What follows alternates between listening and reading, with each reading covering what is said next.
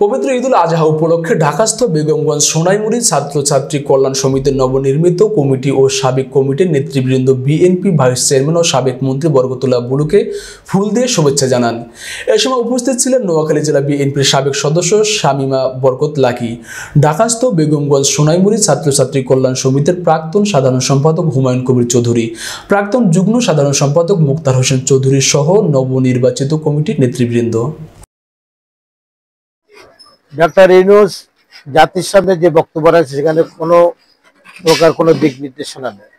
উনি বলছেন যে এপ্রিলে ভোট হতে পারে, এপ্রিলে ভোট হতে পারে। এটা এপ্রিলে তো হলো বর্ষাকাল এবং ঈদের রমজানের সময় আকৃষ, এটা কোনো কথা না।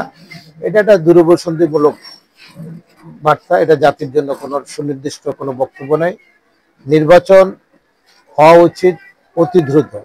বিএনপি বাংলাদেশের সর্ববৃহৎ রাজনৈতিক দল, 1 মাস 1.5 মাস 2 মাসের প্রস্তুতিতে যে কোনো সময় নির্বাচন দিলে 15 দিনের মধ্যে বিএনপি নির্বাচন করতে পারে।